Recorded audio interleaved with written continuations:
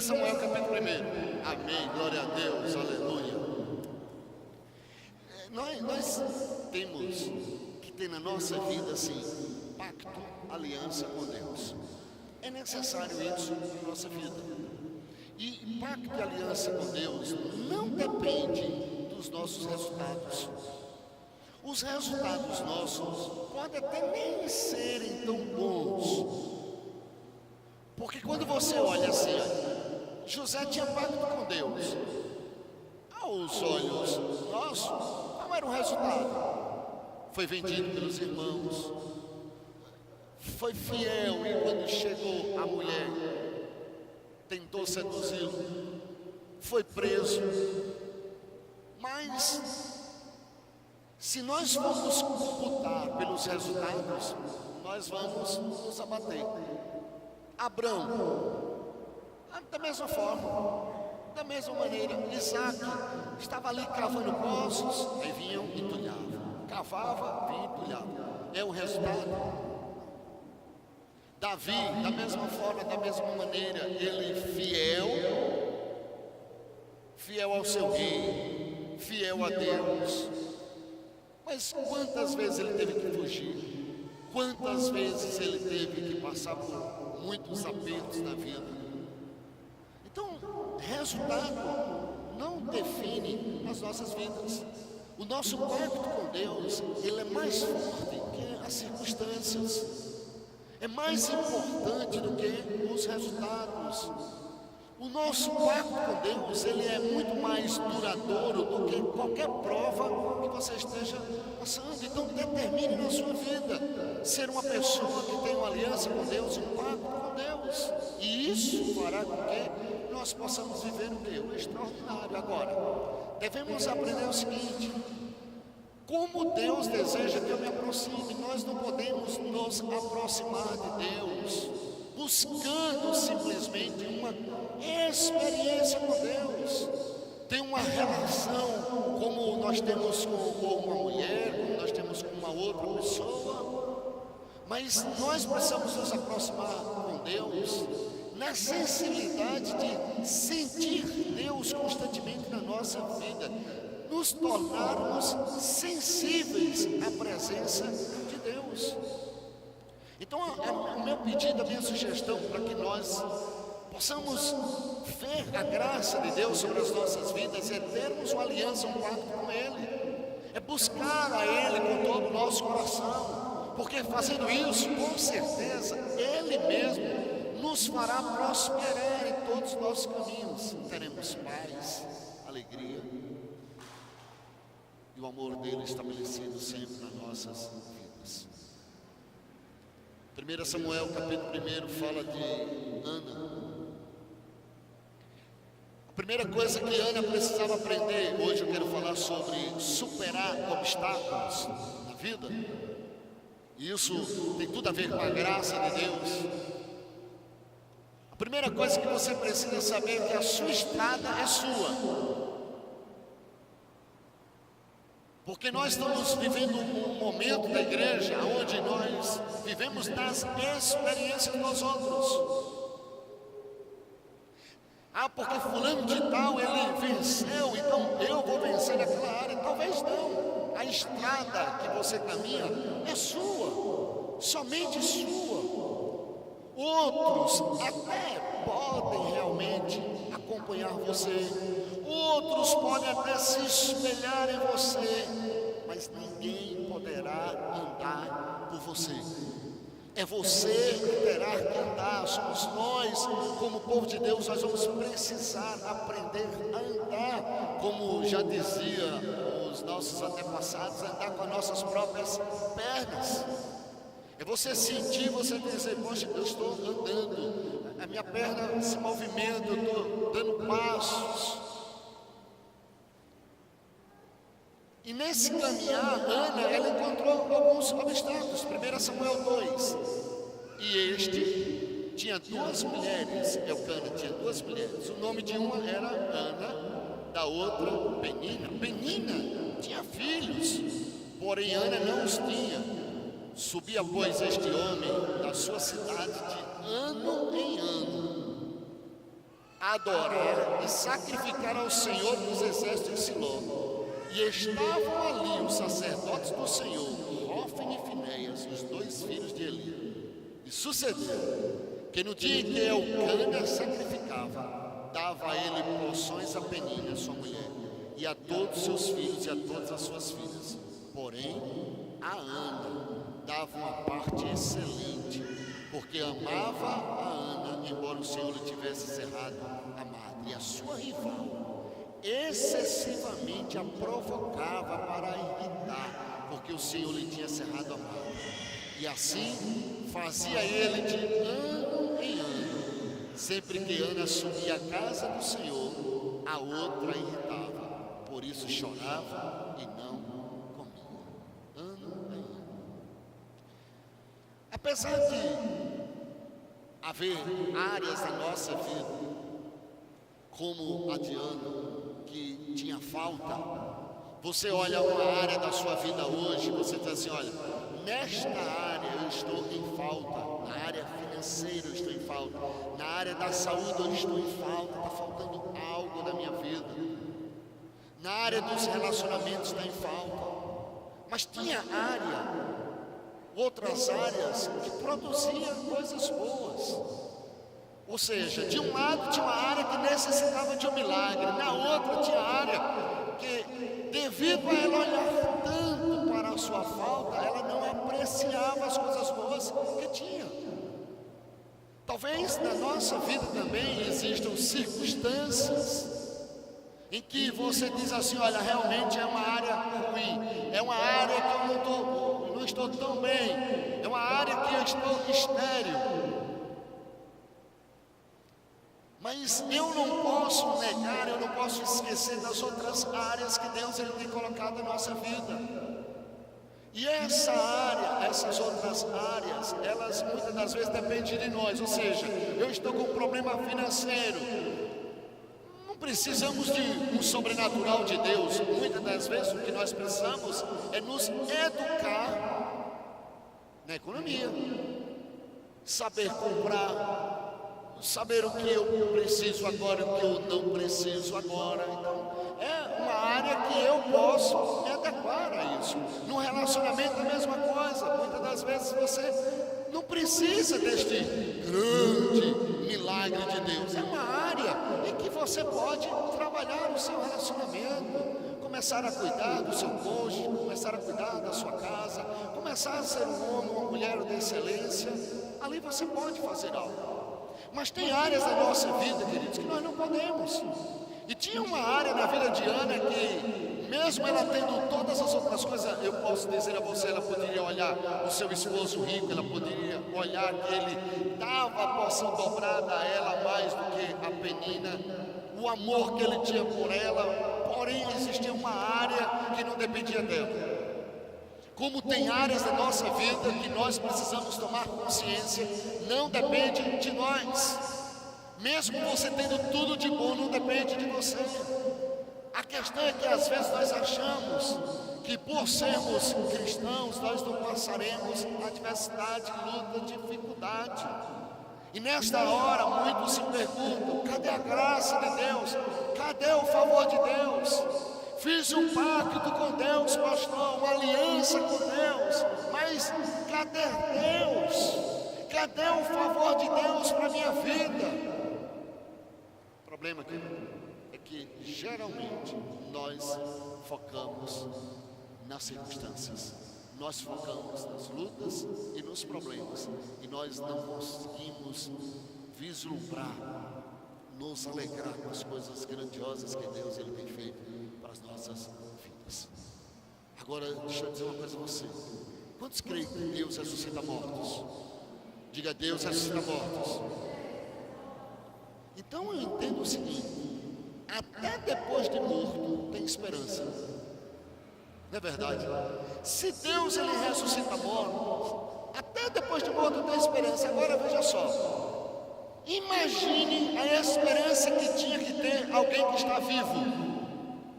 Por que é que você perdeu a esperança? Se Deus ressuscita mortos, o que é que Ele não fará com quem está vivo? Se Deus traz a esperança, quem não tem mais a esperança, como Deus não fará algo na tua vida? Se você está vivo, glorifica e tem uma aliança com Deus. Aí às vezes você se desanima porque um problema financeiro, um problema na saúde, um problema no lar, um problema na empresa, nada poderá apagar o pacto, a aliança que Deus tem para com a tua vida. Diga ao seu irmão assim: anima-te. Não, mas diga a ele querido mesmo: anima-te. Diga e tenha fé. Diga: anima-te e tenha fé. Amém? Quantos creem nisso? Há uma medida de graça de Deus para a tua vida, meu irmão. Há uma medida de graça maravilhosa de Deus sobre a tua vida.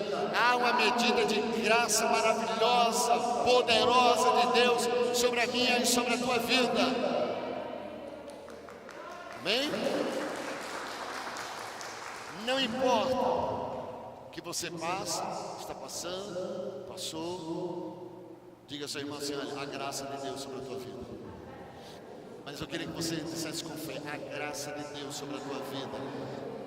Irmãos, quando a gente pede para você falar, é porque você libera palavras, e palavras são sementes. E toda palavra liberada, ela não volta vazia. Foi o Senhor Deus que disse lá em Isaías: a palavra que sair da minha boca, ela não volta vazia. Então diga ao seu irmão: a graça de Deus sobre a tua vida. Amém? Agora, por que nós não entendemos isso? Porque somos imaturos. Maturidade espiritual não é sobre tempo, não é sobre idade, não é sobre quantos anos eu tenho na igreja. Mas maturidade espiritual é o quanto você crer na graça de Deus sobre a sua vida. Isso é maturidade espiritual. Maturidade espiritual era aquela que estava na vida de José, que mesmo passando dificuldade, adversidade, lá no final, quando os seus irmãos tramam após a morte do pai, dizendo: olha, vamos, agora que o nosso pai morreu, José, ele vai vir, vai pesar a mão sobre nós. E ele disse: gente, eu entendi que na minha caminhada não foram as pessoas que me derrubaram, não foram as pessoas que me passaram rasteira, não foram as pessoas que me traíram, era a graça de Deus sobre a minha vida. Ele estava dizendo: olha, não foram vocês que fizeram aquilo, Deus estava me conduzindo para este tempo. Meu irmão, Deus está fazendo coisas grandes para este grande tempo que Ele está estabelecendo nas nossas vidas. Amém? Então a graça de Deus sobre a tua vida. Aí nós vamos mais além. É quando nós entendemos que essa graça de Deus, ela vem no tempo de Deus, e o tempo de Deus é hoje. Diga hoje. Diga eu creio. Diga eu creio. Essa graça, esse favor vai se multiplicar na minha vida. Diga eu creio que essa graça, esse favor vai se multiplicar na minha vida. Amém? O texto, ele é claro aqui. Ele diz que Ana, ela ia com seu esposo todo ano. Como você vem à igreja, como você está aqui na igreja, ela ia com seu esposo todo ano adorar. Todo ano ela ia ao templo adorar. Porém ela não adorava. Não adorava. Por quê? Porque o foco dela estava no problema, na falta. O foco dela estava em coisas que não faziam com que ela se alegrasse no Senhor. Diz o texto que ela não conseguia nem comer. Então deixa eu perguntar uma coisa a você: qual é o problema que você está enfrentando hoje? Qual a adversidade, a luta que você está enfrentando hoje?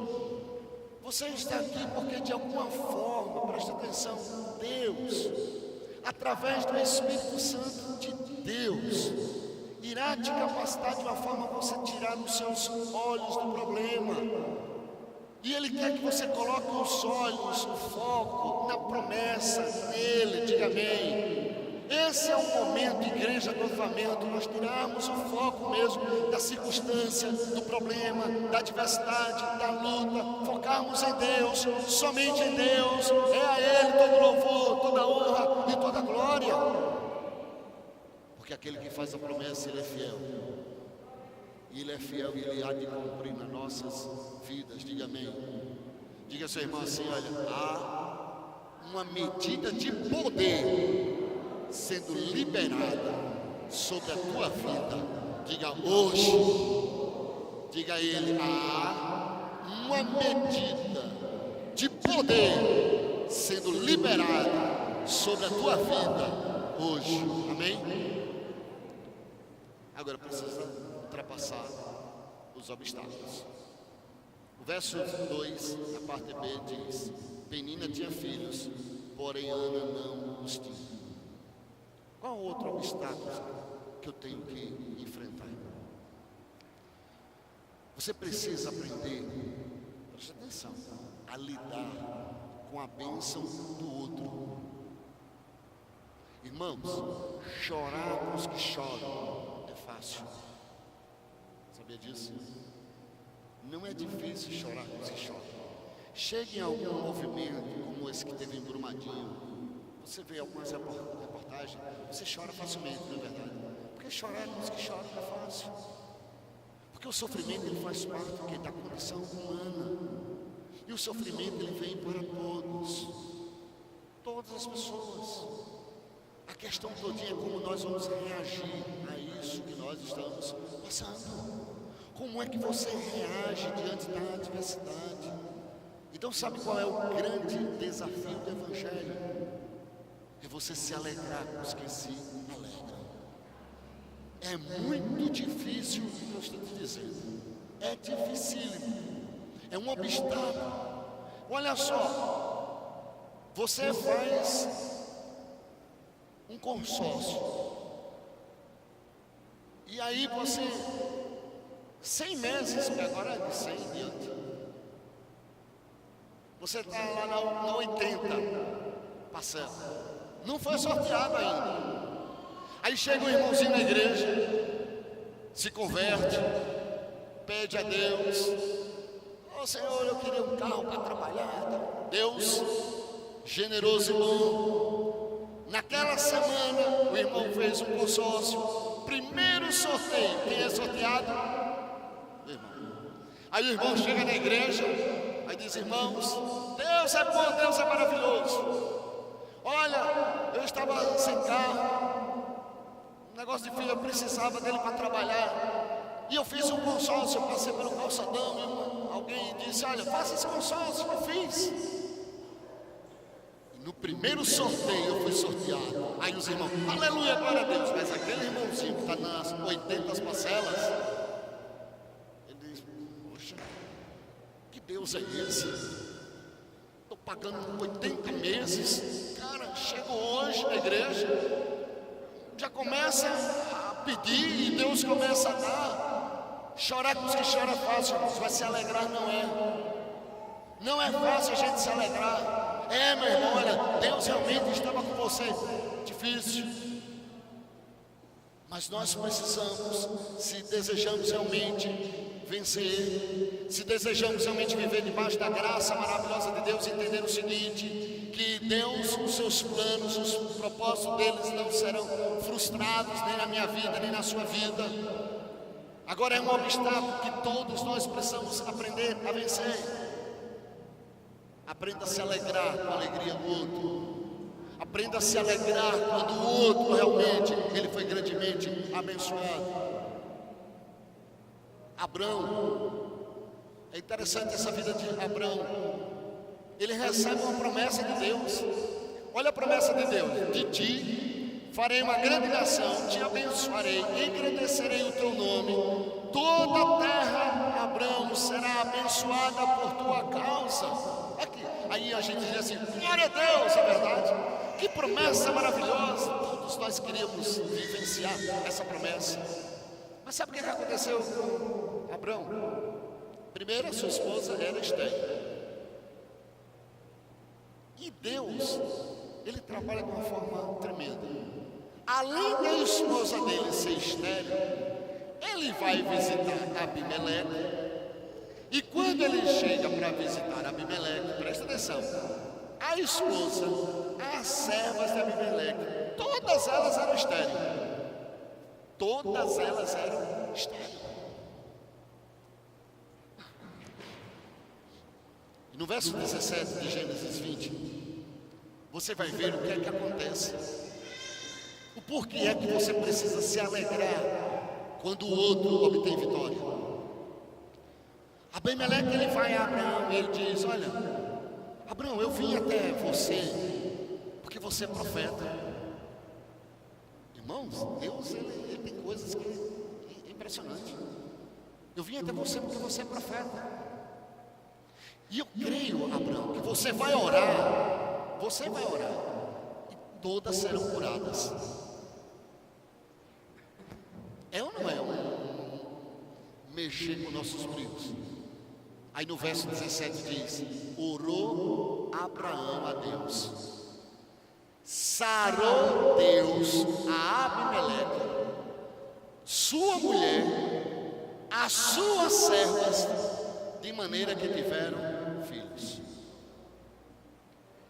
É ou não é tremendo, irmãos? É. Mas imagine esse homem, ele vai lá, ora, todo mundo é curado. Ele chega na sua casa à noite, olha para aquela mulher ali deitada com ele, e ele imagina o seguinte: poxa, se eu orei por Abimeleque, se eu orei por aquela serva, se eu orei, eu lancei uma palavra profética, e Deus curou, Deus vai curar essa mulher, sim ou não? Mas Deus não curou. Sara continuou estéril, porque Deus nos ensina o seguinte: que na vida tudo Ele faz como Ele quer. Que a experiência de um pode não ser a experiência de outro, mas uma coisa todos nós aqui podemos ter certeza: a graça a favor de Deus nas nossas vidas. Mas pastor, mas eu não tenho tanta alegria assim, porque você está focando no lugar errado. Tem coisas boas de Deus acontecendo na tua vida. Se fosse muito crente hoje, irmãos, com Abraão aqui,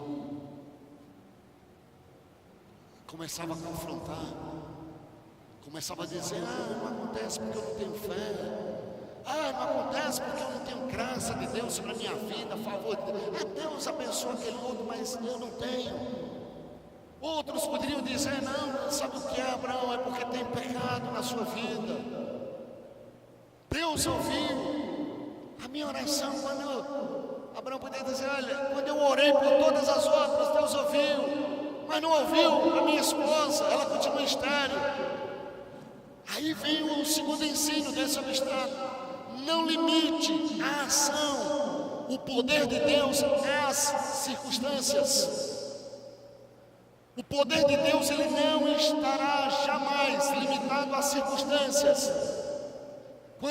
Se ele quer abrir o mar vermelho, ele abre. Se ele quer abrir o Jordão, ele abre. E se não abrir, Jesus, ele anda por cima das águas.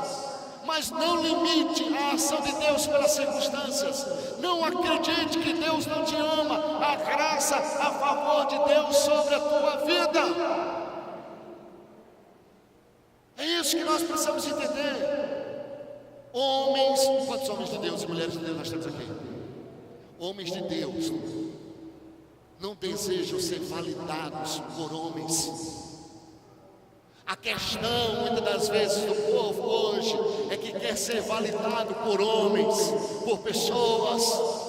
É a mão do Eterno, do Todo-Poderoso que está sobre a tua vida. É a mão de Deus que te conduz. É a mão de Deus que faz com que você suba e triunfe. É a mão de Deus sobre a tua vida.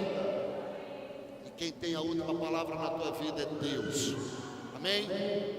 Acredite, Deus, diga: Deus, Ele está no controle da minha vida. Diga: Deus está no controle da minha vida. Tudo está no controle do Senhor.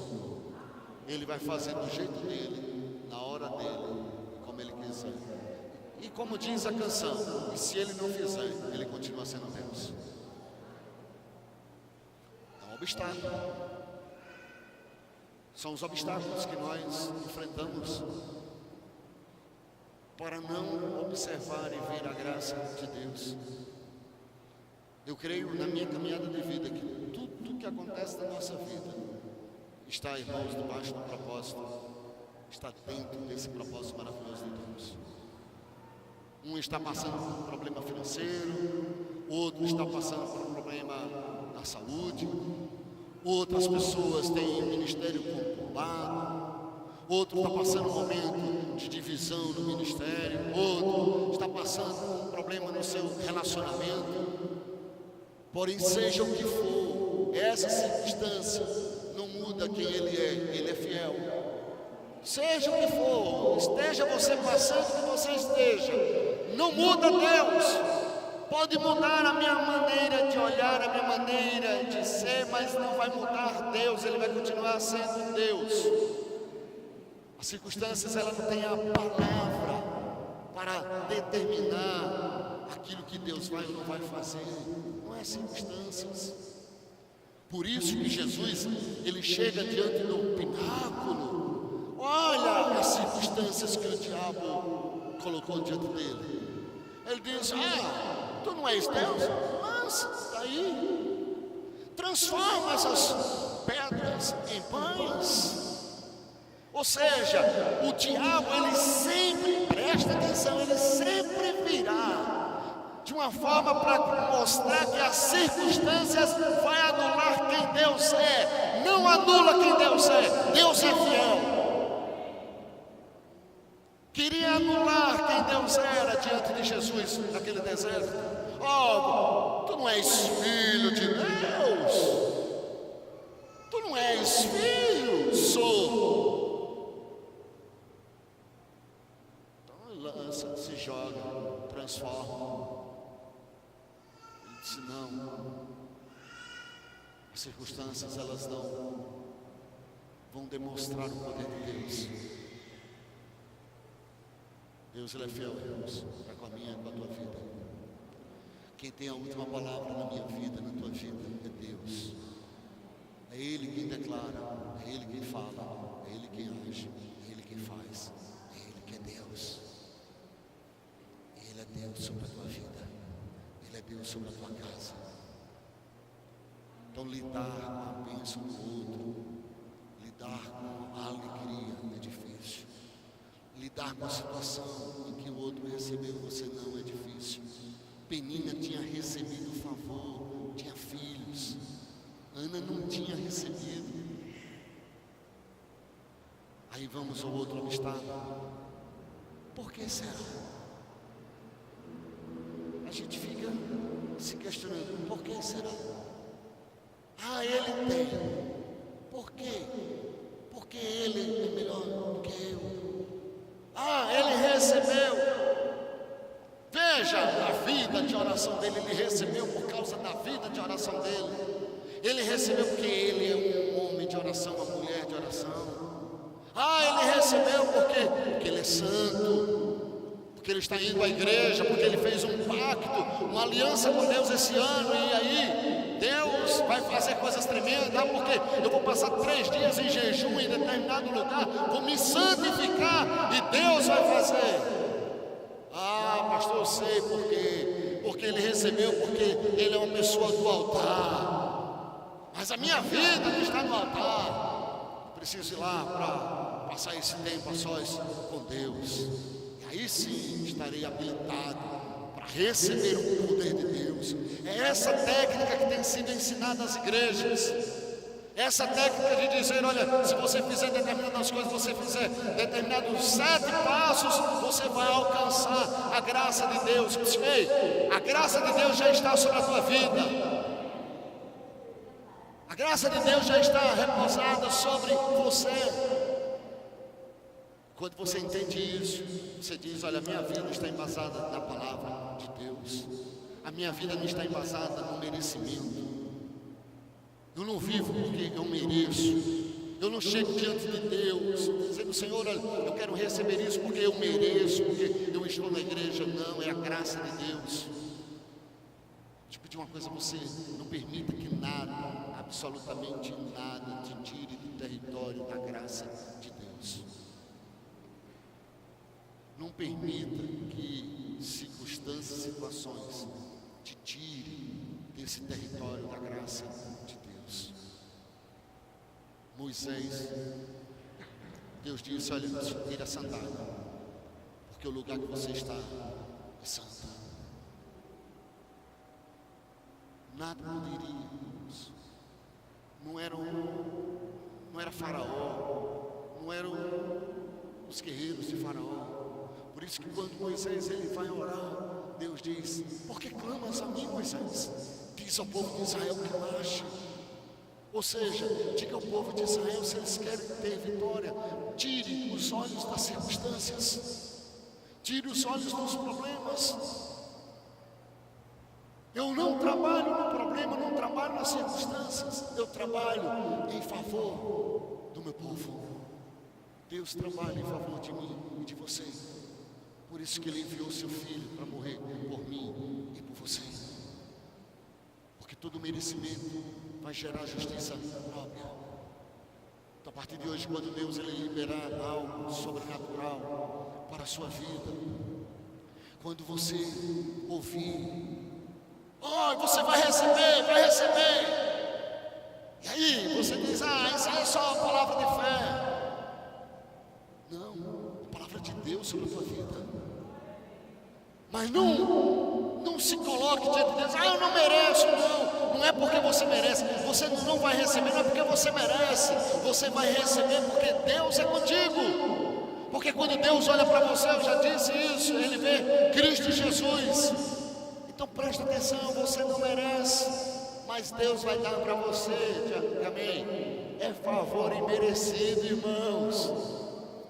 Eu estou batendo tanto nessa tecla ultimamente, irmãos, de favor imerecido. Porque esse tipo de evangelho hoje, de merecimento, nós precisamos sepultar esse evangelho.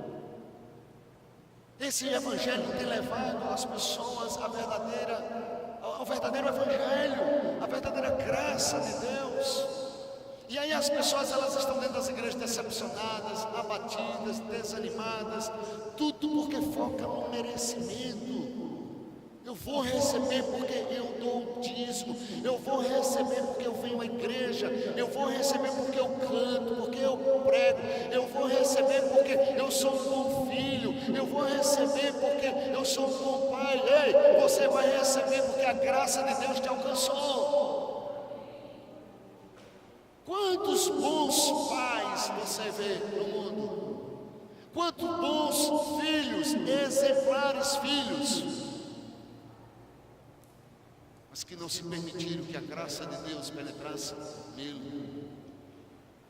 Então, se você quiser desfrutar mesmo dessa graça, dessa riqueza, dessa prosperidade sobrenatural, porque graça é uma prosperidade sobrenatural, irmãos, você precisa ser governado por essa verdade, governado pelo Espírito Santo de Deus na tua vida.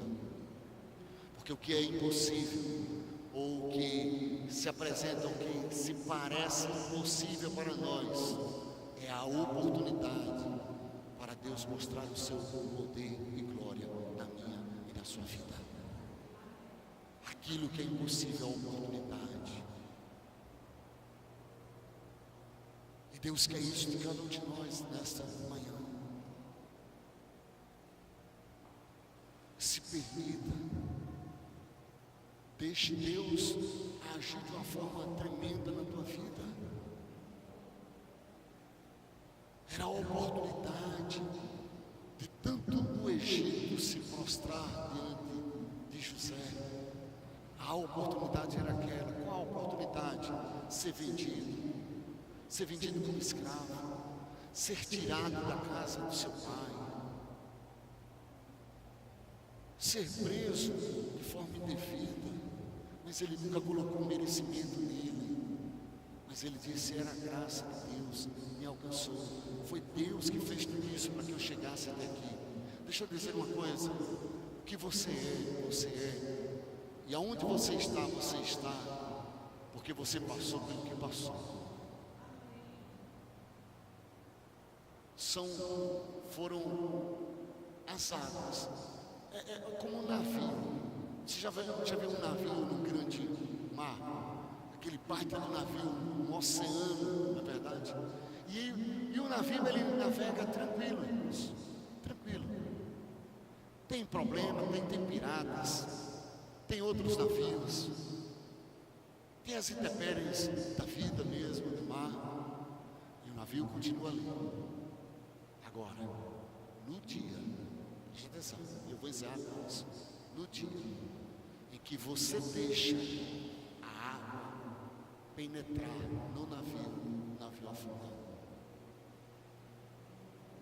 no dia em que você permitir, você passa dificuldade e adversidade, mas quando você permite que essa dificuldade, essa adversidade, ela tire o teu humor, tire a tua alegria, tire a tua fé, você vai afundar. Então hoje, firme-se na rocha, vença esses obstáculos. Há adversidade, não estou negando, irmãos, mas tem coisas boas acontecendo ao seu redor. Vamos ficar em pé? Eu queria que nesse instante você inclinasse a sua cabeça, que você visualizasse as coisas boas que Deus tem feito na tua vida. Talvez você diz, olha, eu estou passando um problema financeiro. Tire os seus olhos desse problema. Comece a agradecer a Deus por tudo que Ele tem feito na tua vida, porque tem coisas boas acontecendo na tua vida. Você teve um problema, teve uma perda de dinheiro, de alguma coisa, e aí você diz, poxa Deus, eu sou fiel, por que isso aconteceu na minha vida? Aí Deus diz, tire os olhos do problema, tem coisas boas ao seu lado. Se isso não tivesse acontecido, você não teria se tornado quem você é. Ah, meu irmão, Davi, ele foi rei, mas ele foi limpante de cocô. Moisés, ele foi libertador, mas ele também foi assassino. Abraão, ele é o pai da promessa, mas ele era de uma família idólatra. Zaqueu, ele disse, olha, eu devolvo tudo. Olha que generosidade. E se algo mais eu fiz, eu devolvo 4 vezes mais. Mas ele era um ladrão. Aquela mulher que se encontrou com Jesus no poço de Jacó, ela era uma mulher desequilibrada. Tinha 5, o 6º marido não era dela, mas ela disse, Senhor, me dê da tua graça, dá-me de beber dessa água, porque Jesus tinha dito a ela, olha, se você beber desta água, nunca mais você terá sede. Irmãos, quando o povo de Deus entender a graça maravilhosa de Deus, aquela sequidão na nossa garganta, ela vai se acabar, porque Ele vai nos encher da graça maravilhosa dEle. Então se permita hoje pela manhã ser tocado pelo Espírito da verdade. Não queira se aperfeiçoar para ter algo de Deus. Ele já se aperfeiçoou por mim e por você. Não queira se transformar num anjinho, porque se eu me transformar, Deus vai derramar da graça dele. Ele já derramou. Ele derramou quando você era pecador, quando você era prostituto, quando você era ladrão. Ele já derramou sobre mim, sobre você, a graça dele. Amém? A graça de Deus sobre a tua vida. Nós vamos adorar ao Senhor.